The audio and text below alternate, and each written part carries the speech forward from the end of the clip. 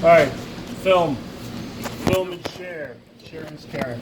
All right, now what I want to do is I want to take the breast meat off. There's two types of boning knives, stiff and flexible. I've got the flexible one home. I would use the flexible for something like this, but in the end, it doesn't matter. So what I want to do is I want to take this, so both these legs are going to kind of go like that. Easy. Then you see this here? This is the breast meat. You see I almost got a line? I can see it. I'm also going to take my hand and I can feel it right there. That's where that breastbone comes up, and I am going to start by cutting right down it. Okay? From here, because you have a tenderloin attached to this, so when you first do this, you're going to leave the tenderloin on, and we don't want to do that. In a perfect world, we want to get the whole thing off one shot. Now, normally when I debone chicken, or fabricate, whatever you want to call it, a flexible knife, what I do is I tend to take this part of the knife and I hug this right here, so it's the least amount of meat I'm going to leave on it. From here, I'm just going to follow this down. You could take the legs off first. I personally don't care what you do, as long as it looks like this. Okay? I've got the wing on, and I'm going to leave the wing on it. Okay? I'm going to bring it all the way down here, and you're going to see where the wings attach. What you don't want to do is cut through bone, but there's the bone is, you've got cartilage that's right in there, and all I'm going to do with the knife is just simply follow it. Follow this all the way down.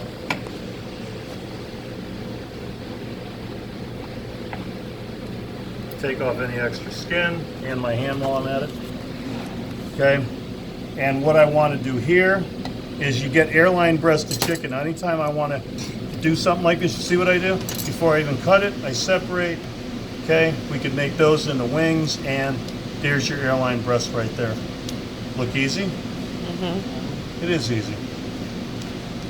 All right. Okay. Next, do the same thing on the other side. Close that door.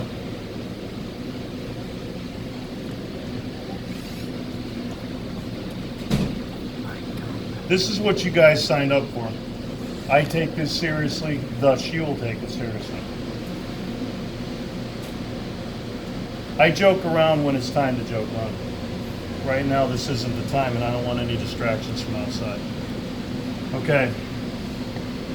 From here, once again, I see where the bones meet. I'm not going to fight it. They meet right here.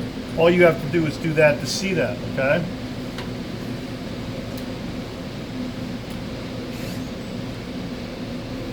And all I can do is just trim a little bit of fat off.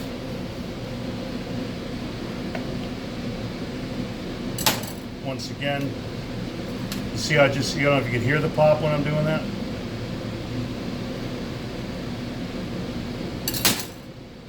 Airline breasted chicken. This is the tenderloin. See it? Now, if you're not careful, you're going to leave that on there. Now, if I had a flexible knife, all that would have came off. But that's okay. If you get it like that the first time, that'd be wonderful. All right? You could also take that off too. Now, the legs, very easy. All I'm going to do is grab here, do that. From there, once I have the bone separated, looks like something you get in the supermarket, I hope. Okay? Once again, separate the bone out. Now I'll make chicken soup. I'll take 2 of these and use them to make stock. And what I'll do is I will start to braise them. And by braising, I mean I'll start to season this, saute it, get some color on it, then throw it in. All right? So there you go.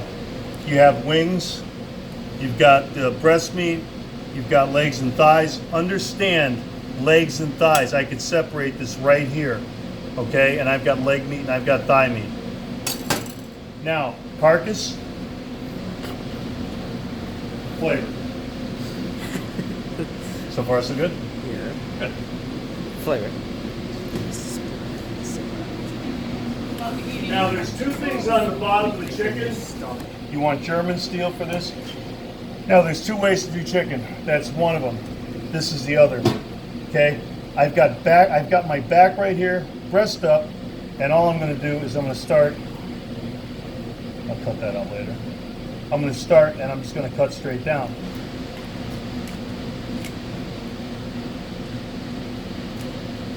Actually, forget that. It's like the pig all over again. Okay. We're going to do this. It's going to go right through it. Okay? Just like that.